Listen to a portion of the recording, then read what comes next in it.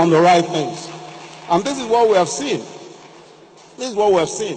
When the president introduced it, when he insisted that the TSA must be done, we suddenly discovered that we actually could see for ourselves how much money was available in the system. And so much money was available. We dug up the money from everywhere, and we found that this money was available. I want to say that this same government that spent 139 billion only on all of the on agri, power works and housing, transport, etc.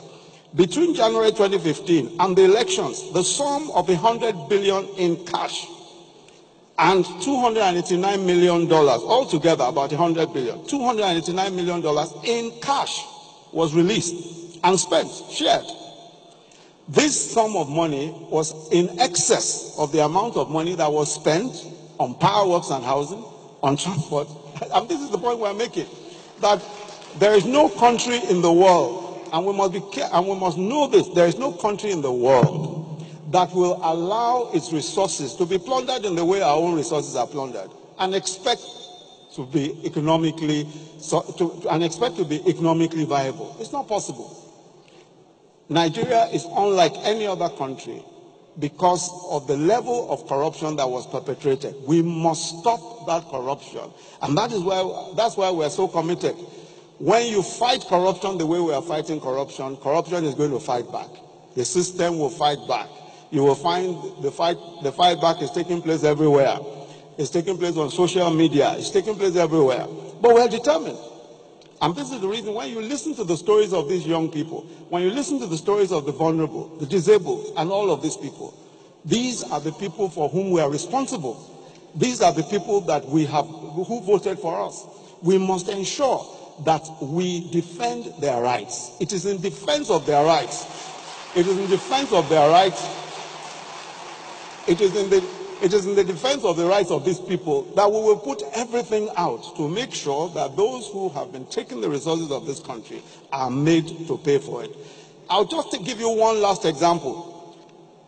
$3 billion was lost to something called the Strategic Alliance Contracts in NMPC. $3 billion. The people simply took the oil and never paid back. Now, the same $3 billion, the Minister of Finance sat with us at a meeting of the Economic Management team, and we're proposing, in fact, right now, that has already been, because $3 billion is about ₦1 trillion. We are now proposing the following roads for the same $3 billion. Abuja Kaduna Kano Road, Second Niger Bridge, Enugu Port Harcourt Road, East-West Road, Shagamu Orebini Road, Kano Maiduguri Road, Abuja Lafia Akwanga Kefi Road, and Lagos Abeokuta, the old road. All for the same $3 billion. That is why the criminal looting of this country cannot be allowed to continue. And those who did it must be held to account.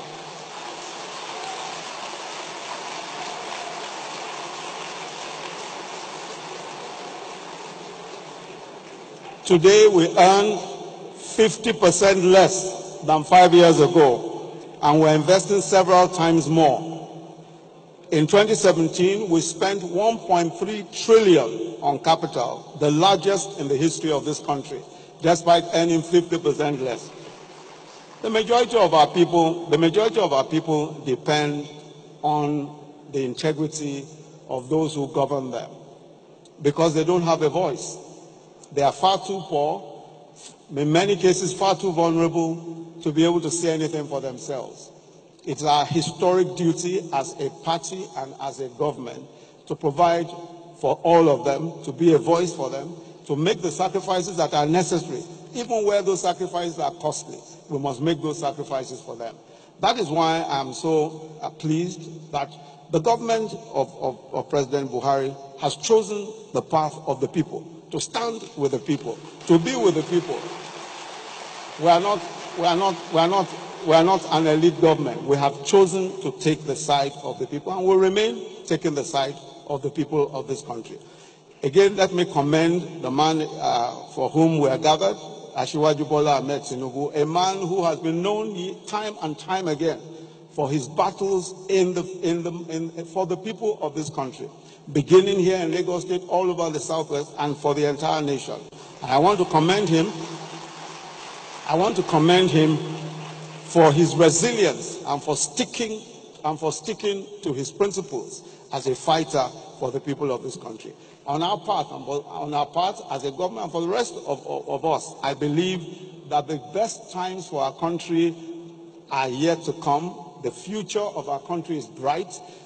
Day by day, step by step, we're going in the right direction. Our country is getting better and better every day. Thank you very much. God bless you.